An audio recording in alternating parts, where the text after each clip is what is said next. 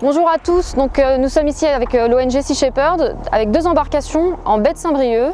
Derrière moi, ce que vous voyez, c'est l'Aeolus, c'est le navire de forage de la société Iberdrola. Un peu plus loin, on a l'Aetra, qui est le navire qui fait des saignées dans le plancher sous-marin pour faire passer des câbles de 250 000 volts qui vont faire passer l'électricité des éoliennes jusqu'à la terre.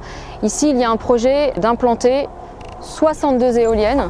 Donc c'est des usines éoliennes, on appelle ça des champs d'éoliennes, mais on parle bien d'usines, c'est un projet mastodonte industriel. Il faut comprendre qu'en fait, ici on est dans une zone très riche en biodiversité, une zone fragile. On est entre deux zones Natura 2000 et la zone qui n'est pas Natura 2000 remplit de toute façon les critères des zones Natura 2000. Une des choses très choquantes avec ce projet, c'est que Iberdrola Marine a obtenu une dérogation de destruction et de perturbation intentionnelle pour 59 espèces marines protégées. Donc 54 espèces d'oiseaux marins, dont le puffin des Baléares qui est en danger critique d'extinction, et 5 espèces de mammifères marins, donc 4 dauphins et un phoque.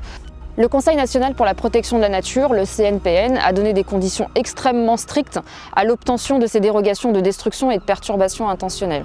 Or, Iberdrola Marine ne respecte pas ces conditions et pourtant, ça n'a pas empêché le préfet de délivrer ces dérogations. Ces dérogations sont non seulement inadmissibles d'un point de vue environnemental et éthique, mais elles sont illégales et Sea Shepherd va les attaquer devant le Conseil d'État.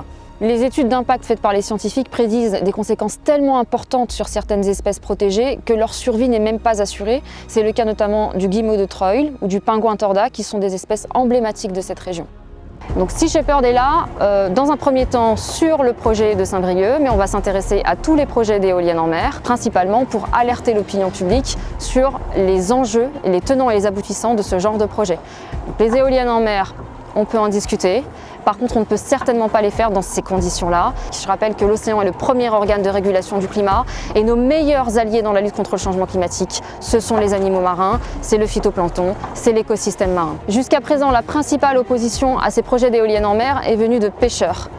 Il est important, il est fondamental à notre sens que ça devienne un vrai débat d'opinion publique parce que ça va avoir un impact sur tout le monde. Barbara Pompili a déclaré que la majorité des Français étaient en faveur des éoliennes. La vérité, c'est que la majorité des Français ne sait pas ce que sont les éoliennes et n'a aucune connaissance, aucune conscience des enjeux et des impacts que vont avoir ces usines sur le milieu marin. Quand on parle de dérogation de destruction d'espèces protégées accordée à Iberdrola, les gens tombent des nues.